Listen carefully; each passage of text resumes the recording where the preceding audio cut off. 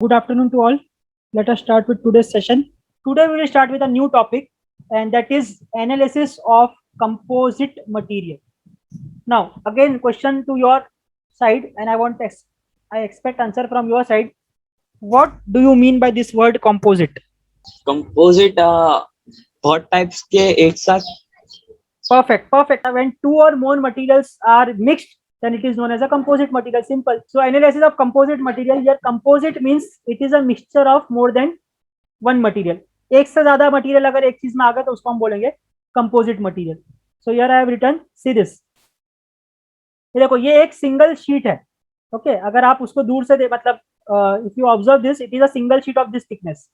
But इसके अंदर बहुत सारे लेयर्स है. ये लेयर अलग मटेरियल का है, ये ब्लू वाला अलग लेयर का है, ये लेयर अलग मटेरियल का है, ये लेयर अलग मटेरियल का है, और चारों मिलके एक कॉमन मटेरियल बना. Hence this will be known as a composite material. समझ में आ रहा है कॉन्सेप्ट कंपोजिट मटेरियल का? What is composite material? If you see yes sir here, this is entire object. ये एक पर्टिकुलर ऑब्जेक्ट है या एक मटेरियल है, लेकिन ये कैसे बना है? देखो यहाँ पर ये लेयर नंबर 1 है, this is layer number 2, this is layer number 3 blue one, this is layer number 4 and this last one is layer number 5. 5 अलग अलग मटेरियल को मिला के एक मटेरियल बना. That's why it is known as a composite material. So now it is not compulsory that it should be 5 material. Agar if there are 2 materials also, then it is also known as a composite material. See here the best example. What is composite material in this? बताओ इसमें क्या composite है? You have observed that it is a concrete material. But can you tell me what are the two different materials you can see here? Iron cement and brick So concrete is nothing but a mixture of this sand. देखो उसमें क्या क्या जाता है? रेती जाएगी, उसके बाद उसमें सीमेंट जाता है. Yes or no? Yes. Yes sir. Okay. So sand cement, और यहाँ पर आपको शायद ये छोटे छोटे पत्थर भी दिख रहे हैं. Okay so let me right here stones. Okay और क्या है? और क्या दिख रहा है आपको? Iron rods use. Yes good. देखो ये जो दिख रहा है, ये वाले पार्ट जो है, ये वाला ये क्या है? They are the, as someone correctly said, they are the iron rods. They are iron rods. So I will write here iron rods. तो ये सबको अगर मैंने मिला दिया, if I mix all this, I will get a material that is popularly known as concrete. So, can I call concrete as a composite material? Yes sir Yes, because Yes, it is sir. made up of more than 2 materials or more than 1 material. Now, अच्छा इसकी जरूरत क्यों है? Why we make composite material? सिर्फ रेती का भी तो बना सकता था मैं अपनी जमीन, या प्योरली सीमेंट यूज करता और मजबूत बनती. Why we are using the mixture of this? कोई आइडिया किसी को? हर एक पर्टिकुलर क्वालिटीज का इस्तेमाल करने के लिए. एक पर्टिकुलर क्वालिटी का इस्तेमाल करने के. ठीक है, यू आर समवेयर नियर. अब सपोज मैंने एक ईंट लिया, वो ईंट को मैं खींच रहा हूँ, तो वो टूटेगी कि नहीं टूटेगी? टूटेगी.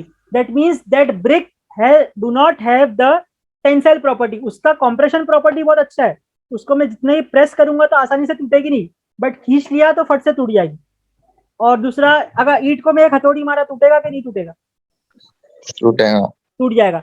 दैट मीन्स उसका टफनेस भी नहीं है. बट अगर मैं लोखंड को हथौड़ी मारूंगा, वो टूटेगा क्या? नहीं टूटेगा. दैट मीन्स उसका टफनेस अच्छा है. तो देखो, कुछ प्रॉपर्टी स्टील की अच्छी है या आयरन रॉड की अच्छी है, कुछ प्रॉपर्टी तुम्हारे सैंड और सीमेंट की अच्छी है. तो मैंने क्या किया, इसकी प्रॉपर्टी भी लिया, इसकी प्रॉपर्टी भी लिया, दोनों को मिक्स कर दिया ताकि सभी प्रॉपर्टी अच्छी हो जाए. अब समझ में आया कॉन्सेप्ट ऑफ कंपोजिट मटेरियल क्या है? हाँ सर. ठीक है. देखो किसी चीज का, जैसे सैंड वगैरह का, सैंड और सीमेंट का क्या है? कॉम्प्रेशन बहुत अच्छा है बट टेंसाइल बेकार है. तो टेंसाइल बेकार है तो कभी टेंसाइल लोडिंग आके टूट सकता है. तो मैंने क्या किया, उसके अंदर आयरन रॉड डाल दिया. आयरन की कैपेबिलिटी क्या है? टेंसाइल बहुत अच्छा है, कॉम्प्रेशन बेकार है. तो अब जब मैंने दोनों को मिला दिया तो क्या हो गया? सब कुछ अच्छा हो गया. यस और नो? टेंसाइल भी अच्छा हो गया, कॉम्प्रेशन भी अच्छा हो गया. Yes sir. हाँ. तो जब दोनों सही हो गया, so that's why there is a use of composite material. समझ में आ गया कंपोजिट मटेरियल क्यों यूज करते हैं? To enhance the property. तो here I have written what is a composite material. Composite material it is made up of more than 1 material. 2 material भी होंगे तो उसको हम कंपोजिट बोलेंगे. And why it is use, so I have already explained you why it is use. To increase the property of the material. मैं उससे उसकी strength increase कर रहा हूँ, उसकी स्टिफनेस और जो भी दूसरी प्रॉपर्टीज है वो मैं इंक्रीज कर रहा हूँ because of composite material. Now अब आते हैं क्वेश्चंस पे. एग्जाम में तुमको अगर कंपोजिट मटेरियल पे क्वेश्चन पूछा, मतलब आपको एक से ज्यादा मटेरियल अगर दिख गए क्वेश्चन में, तो आप समझ जाने का it is a question of composite material. And I am just giving you one hint how to solve a problem of composite material, you have to use only two equations, उसके अलावा कुछ नहीं करना है. The first equation is load sharing relation, second will be deformation relation. बस ये दो आप relation use करो, you will get the answer for any problem on composite material. Hence I have written here, it is a hint to solve problems on composite material. So first it will be load sharing relation, second it will be a deformation relation. Okay, so let us start with the problem. So first question, which is in your worksheets also, it is given that there is a tube of aluminium. Okay, material is aluminium, 40 mm external diameter. Okay, so I will make the circle. यहाँ पर आपको front view दिख रहा है. There is a front view given. I will also make the side view for better understanding. Okay, so there is a aluminium tube of 40 mm external diameter. So I will make this. There is a aluminium tube of 40 mm external diameter. इसका जो external diameter है बाहर का वो है 40 mm. And 20 mm internal diameter. इसी का internal diameter वो है 20. So what can you tell about aluminium tube? Is it a hollow tube or is it a solid tube? Hollow tube. Yes, it is a hollow tube because external internal दे दिया मतलब hollow. So I will make this. Okay, so I will make this. Okay, this is nothing but the aluminium. उसके बाद क्या बोला है? It is fitted on a steel rod. It is fitted on a steel rod. तो ये देखो नीचे आपको येलो कलर में दिख रहा है आपके फिगर में सामने. This is the steel rod. Okay, I am making it color. This is the steel rod. और वो स्टील रॉड के ऊपर हमने एल्यूमिनियम रॉड बिठा दिया. Okay, so can you tell whether it is a composite material or no? Yes, sir. It is a composite material. Mix of which two materials? कौन से दो मटेरियल को मिक्स किया? Aluminium. Yes, aluminium and Steel. yes, aluminum and steel. Yes, so there are two different materials, aluminum and steel. Now, so if it is a case of composite material, which two relations you will be using? I already explained you in the previous slide. कौन से दो relation use होंगे? पहला कौन सा होगा? आई will write here. Load. देखिए, first will be load sharing relation. देखो कैसे सॉल्व करना है. कोई भी क्वेश्चन आ जाएगा मैं ऐसे ही करूंगा और तुम लोग भी ऐसे ही करोगे तो इजी होगा. Load sharing relation. Okay, and second I will right what, which relation? Deformation. Deformation. Okay, deformation, or you can also say deflection. Okay, more technical word is deformation equation. Okay, now load sharing relation. By looking at the diagram, आप suppose आपके पास एक object है, आपने उसके ऊपर load लगाया, तो वो लोड ये वाले मटेरियल पे भी लगेगा, ये वाले मटेरियल पे भी लगेगा. यस और no? Yes, sir. Yes, sir. दोनों एक साथ है, तो अगर मैं लोड लगाया तो दोनों पे लगेगा कि एक ही पे लगेगा? दोनों पे. दोनों पे लगेगा. So can I write by understanding that total load P, देखो लोड उसमें दिया है P, total load P is equal to PA plus PS. So I am writing this total load is equal to load on aluminium plus load on steel. That is nothing but PA and PS. Okay, can I write PA? Can I write PA as sigma A into area of A? Can I write this? इससे क्या था? Stress is equal to force upon area. Yes or no? Yes, Okay. sir. तो यहाँ पर अगर stress is equal to force upon area है, तो अगर मुझे फोर्स चाहिए तो can I write sigma into A, just cross multiply. Yes. तो यहाँ पर भी वही लिखा, पी ए की जगह पे लिखा sigma A into A plus sigma S into A S. Similarly for P S I can write sigma S into A S. Now the values. Sigma A question में दिया है तुमको, देखो चेक करो. सिग्मा ए का वैल्यू दिया है, Nice. देखो मेरे को यहाँ पर क्या दिख रहा है? सिग्मा एस दिख रहा है.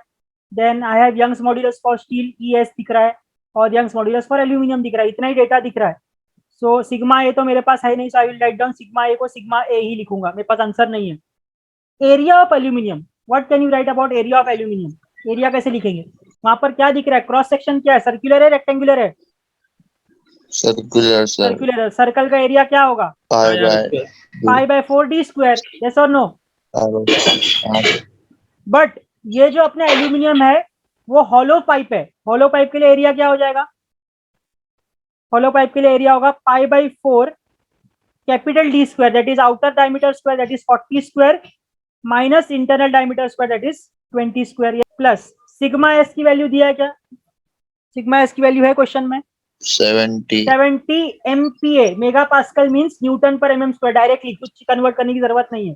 so it will be 70 multiplied by area of steel. Steel rod कौन सा है? देखो ये जो मैंने येलो में बनाया वो स्टील रॉड है, तो वो भी क्या है? सर्कल है। Yes, sir. जो है वो स्टील रॉड वो भी सर्कल है, तो सर्कल का एरिया क्या होगा? π/4 into Pi by D square. 4. अब इसका डायमीटर सिर्फ 20 स्क्वायर आएगा because it is not a hollow.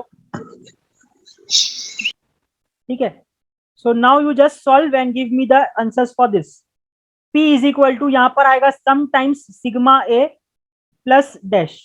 Just solve this values, ये वाली वैल्यू सॉल्व करो और ये वाली वैल्यू सॉल्व करो, give me the answers. 942.47 yes, that's the correct answer, 942.47. 2199.114. yes, okay, now tell me in this particular equation how many unknowns are there? ये जो equation Two. अपना बना इसमें कितने अननोन है? 2 अननोन है, एक p है और एक सिग्मा a है। so if there are 2 unknowns and if there is only one equation, can we solve it? No, sir. नहीं कर No, सकते। sir. तो यहाँ तक अपन क्या करना है, इसको इक्वेशन नंबर 1 बना के छोड़ दो। देखो मैं कोई भी क्वेश्चन आने दो, प्रोसीजर सेम रखूंगा, आंसर मिल रहा है तो ठीक है, नहीं मिल रहा है तो मैं इक्वेशन बना के छोड़ दूंगा, बट मैं अपना प्रोसीजर चेंज नहीं करूंगा। मैकेनिक्स में भी अपन यही करते थे, एक बार जो प्रोसीजर सिखा दिया, आंसर प्रोसीजर चेंज नहीं करेंगे, आंसर यहाँ पर छोड़ देंगे। Now let us go for deformation condition. अच्छा, अब मैं लॉजिकली देखो, एक मटेरियल मेरे पास है, मैं इसको खींच रहा हूँ, तो दोनों मटेरियल सेम अमाउंट से खींचे जाएंगे या अलग अलग? Same. देखो वापस बता रहा हूँ, देखो यहाँ से ये मटेरियल है, ये टोटल मटेरियल है, अब मैं इसको खींच रहा हूँ, तो खींचूंगा तो इसकी लेंथ बढ़ेगी, यस और नो? खींच रहा हूँ तो लेंथ बढ़ना चाहिए, बराबर? Yes, sir. हाँ, sir. ठीक है, बढ़ेगी। तो लेंथ क्या खाली एल्यूमिनियम की बढ़ेगी कि दोनों के साथ में बढ़ेगी? ये भी बढ़ेगा, दोनों के साथ में बढ़ेगी। दोनों के दोनों साथ में बढ़ेगी। बढ़ेगी। Are you confirm that both the length change in length will be same, yes और no? Are you satisfied with this logic? Yes. दोनों का जो भी रहेगा सेम रहेगा, length change in length. Are you Yes, satisfied with this answer? Okay, so can I write based on our discussion now, can I write delta L for steel, sorry delta L for aluminium is equal to delta L of steel? Can I write this equation? अभी अपन ने discuss किए, दोनों का deformation same रहेगा, that's why I have written delta L for aluminium is equal to delta L of steel, yes और no? Yes, sir. Okay, now what is the formula for delta L? PL PL, D. yes, PL by AE है, PL by AE, load, length, area, Young's modulus. So I will write down PL by AE of aluminium should be equal to PL by AE of steel, yes or no? Can I write this? Yes, sir. Okay, now let us substitute the values which we know. अच्छा, उसके पहले और छोटा कर सकते हैं फॉर्मूले को, देखो कैसे। दिस P by A, इसको मैं क्या लिख सकता हूँ? देखो राइट साइड में कुछ लिखा हुआ भी है, P by A को क्या लिख सकते हैं हम? Sigma. Sigma, yes. So I will substitute this P by A sigma, so I will get one answer, sigma into L by E of aluminium is equal to sigma L by E of steel, yes or no? Can I write this? Just replacing this P by Yes, A by sir. sigma. What is sigma for aluminium given? दिया है कुछ question में? नहीं दिया है, तो उसको अपन ऐसे ही रखेंगे, let it be sigma A only. यहाँ पर भी अपन ने लेफ्ट साइड में भी छोड़ दिए थे। Multiplied by what is length of aluminium bar given? दिया है कुछ लेंथ? No, sir. ठीक है, नहीं दिया, तो मैं लेंथ को लेंथ ही रखता हूँ, कोई टेंशन नहीं, लेंथ को लेंथ रखेंगे। Divided by what is Young's modulus given for aluminium? 7 into yes, it is 7 into 10⁴ newton पर mm स्क्वायर, तो कुछ कन्वर्ट करने की जरूरत है? न्यूटन पर mm, सब कुछ No. न्यूटन में भी और mm में भी, तो कोई कन्वर्जन करने की जरूरत नहीं, directly I can write 7 into 10⁴ into sigma of steel. कितना दिया है sigma of steel? 70 sir. 70 MPa, तो नो कन्वर्जन नीडेड। लेंथ हमको मालूम नहीं, तो मैं लेंथ ही रखूंगा। Divided by E of steel, now I will write 200 into 10⁵. Now tell me whether length of aluminium, अगर ये मैं L बोलता हूँ, अगर ये मैं assume करता that this is L, so can you tell me whether the length of aluminium and steel are same or they are different? Same. They Same. are same. So if length is same, can I cancel this out from both sides? Yes, sir. Equal to के दोनों इस बाजू और दोनों same है, तो it will be cancelled. Now can you tell me what is the only unknown in this equation? Sigma A. Sigma A. So just calculate and tell me the answer for sigma A. Simple. 24.5. So I got the value of 24.5. अब आ जाओ, जो बेचारे पे अपन ने already मेहनत करके रखे, इसको शो के लिए तो नहीं बनाई, जो इक्वेशन नंबर 1 है, ये बेचारा यहाँ बैठने के लिए थोड़ी बना है, इसको कुछ यूज करेंगे। So what we will do, I will put the value of sigma A in this equation. तो अब क्या अननोन रहा? The unknown will be P. So just substitute the value of sigma here and give me the answer for P. Simple. 45089 And units, it is a force. Force का unit क्या होगा? Newton. Newtons. So this is the answer, that P is equal to 45089 newtons, or you can also write it as P is equal to 45.089 kilonewton. तो आप Newton में भी लिख सकते हो, किलो न्यूटन में भी आंसर लिख सकते हो. Means we have completed the problem. Question में दो ही चीज पूछा था, find force P and find force stresses. दोनों चीज हमने फाइंड कर लिया, तीसरा स्ट्रेस ऑलरेडी क्वेश्चन में दिया हुआ है. So this completes the problem of 10 marks.